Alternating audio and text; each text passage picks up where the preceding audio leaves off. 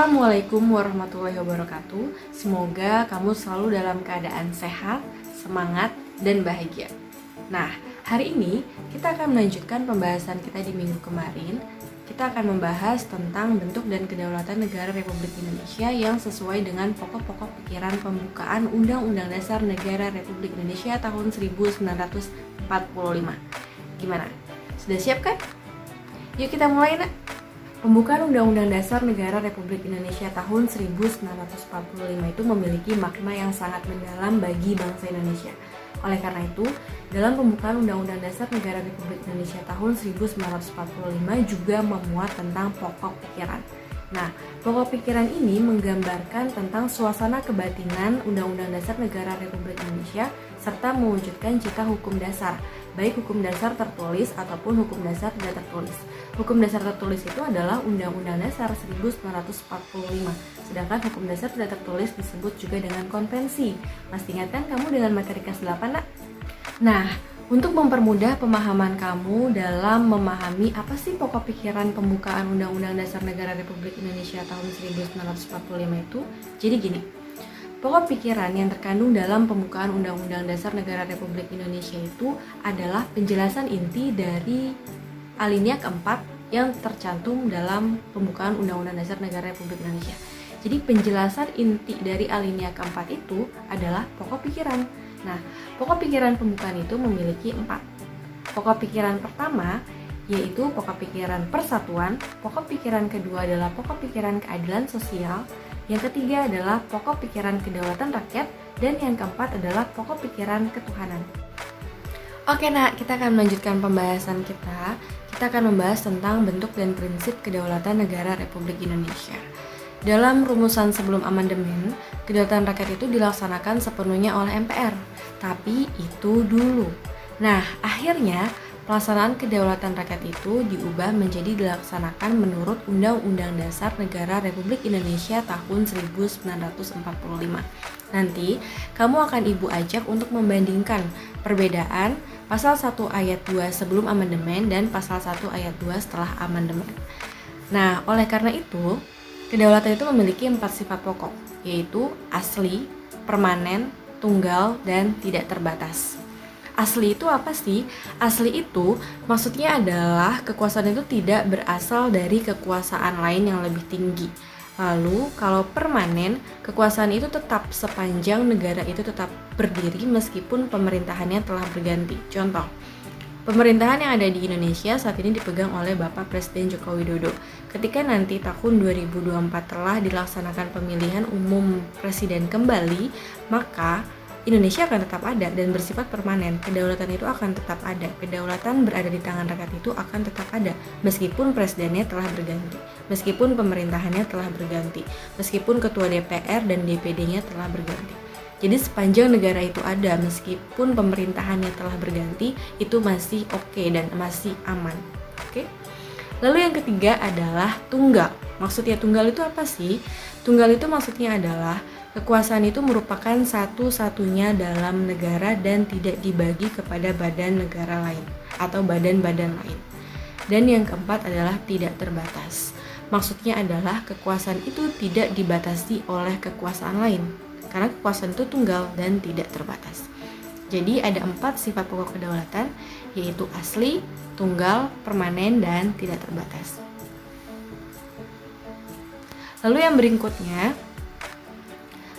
kalian telah sama-sama melihat di sini ada logo MPR, Majelis Permusyawaratan Rakyat Republik Indonesia, diatur dalam bab 2 tentang MPR, pasal 2 dan pasal 3 Undang-Undang Dasar Negara Republik Indonesia.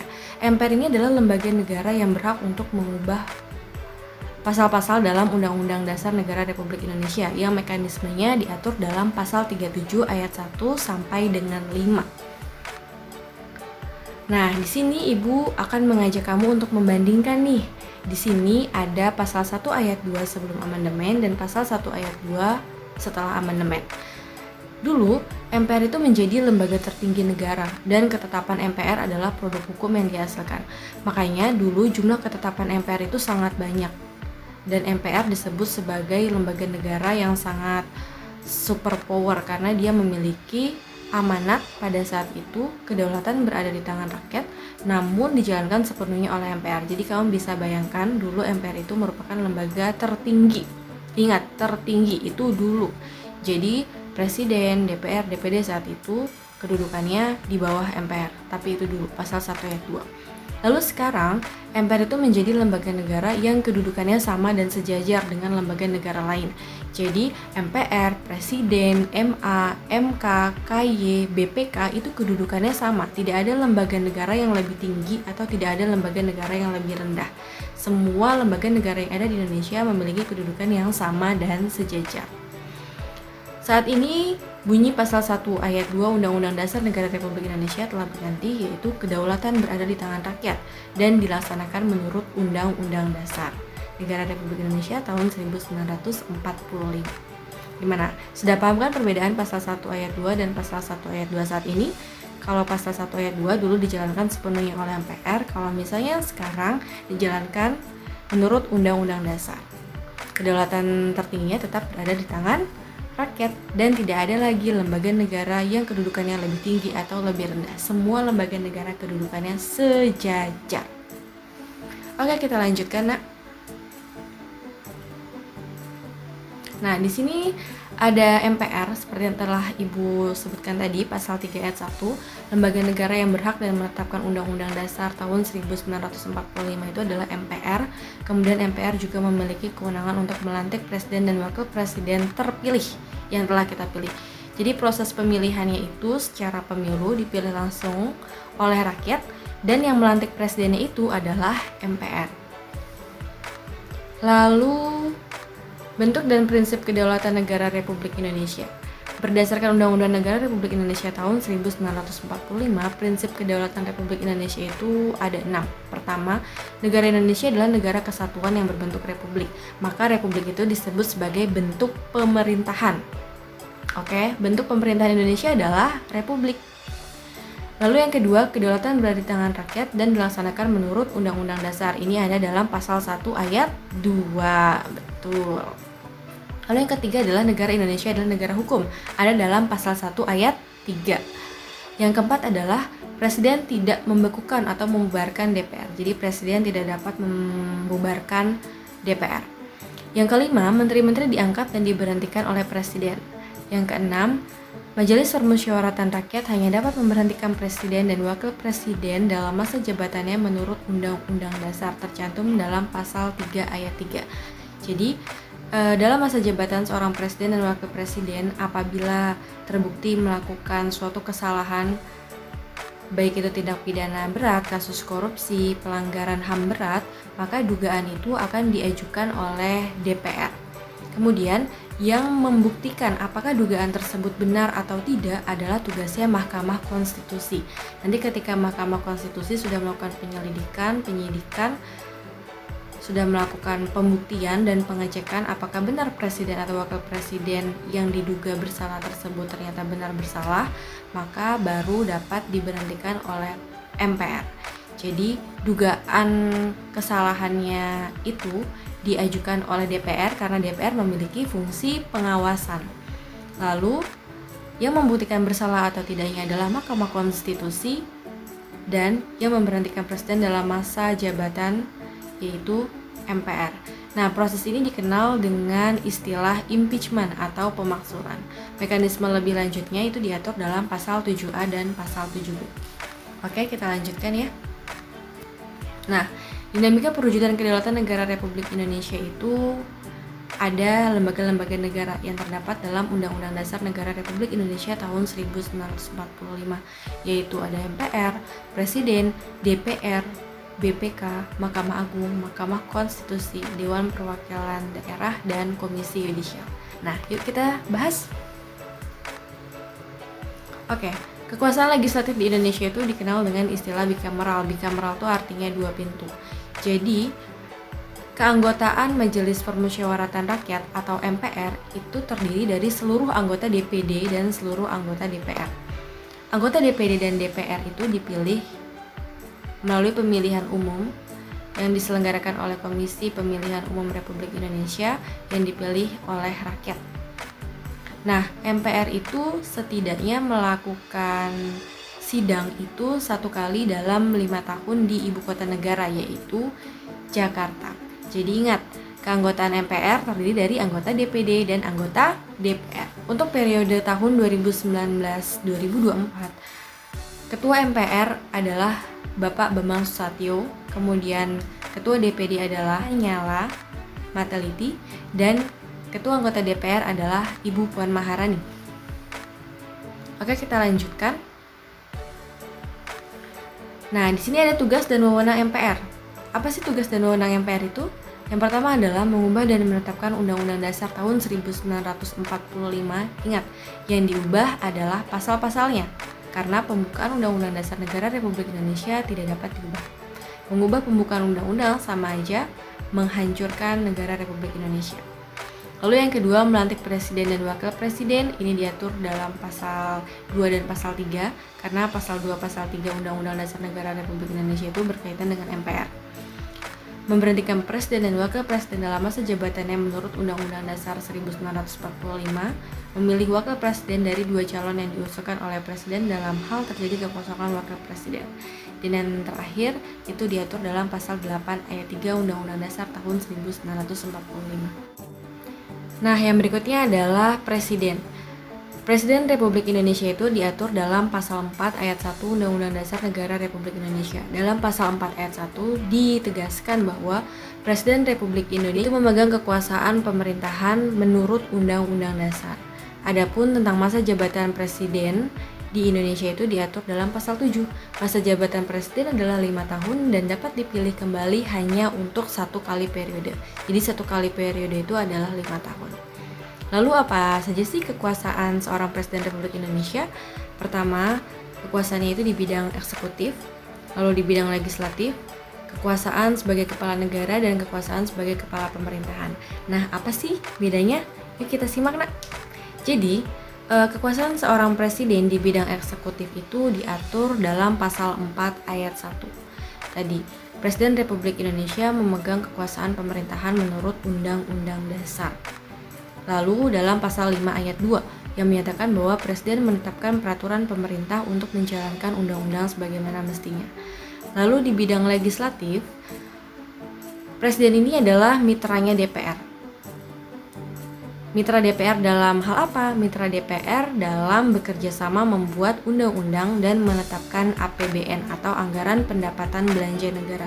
Contoh, dalam pembuatan undang-undang, inisiatif pengajuan RUU atau rancangan undang-undang itu bisa dari 2 pihak, yaitu bisa diusulkan oleh presiden dan bisa diusulkan oleh DPR. Contoh, misalnya usulan RUU tentang masalah A itu diusulkan oleh DPR. Lalu usulan tersebut juga harus disetujui oleh presiden. Ketika presiden menyetujui, baru RUU tersebut dapat dibahas lebih lanjut hingga ditetapkan, disahkan, dan diundangkan. Jadi perlu ada kerjasama antara presiden dan DPR, karena presiden adalah mitra DPR. Lalu apa saja sih kekuasaan presiden sebagai kepala negara? Kekuasaan presiden sebagai kepala negara itu mempunyai beberapa tugas pokok. Contohnya adalah memegang kekuasaan tertinggi angkatan darat, laut, dan udara. Ini ditegaskan dalam pasal 10. Lalu yang kedua adalah menyatakan perang, membuat perdamaian dan perjanjian dengan negara lain dengan persetujuan dari DPR. Yang ketiga adalah menyatakan keadaan bahaya. Yang keempat, mengangkat serta menerima duta dan konsul dengan memperhatikan pertimbangan DPR. Yang kelima, memberikan gerasi dan rehabilitasi dengan memperhatikan pertimbangan Mahkamah Agung. Jadi ingat aja, kalau gerasi dan rehabilitasi itu diberikan oleh presiden dengan memperhatikan pertimbangan dari MA. Jadi kalau G itu kan gerasi, R itu rehabilitasi. Ibu singkat supaya kamu mempermudah jadi GR. Jadi kalau GR itu ke MA. Maksudnya apa? Bahwa yang memberikan gerasi dan rehabilitasi adalah presiden dengan memperhatikan pertimbangan dari Mahkamah Agung.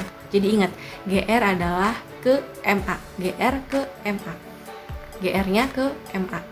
Itu kata kunci untuk kamu ya, supaya kamu lebih mudah untuk mempelajari dan mengingatnya. Karena PPKN itu sebenarnya adalah materi yang perlu dipahami, bukan dihafal.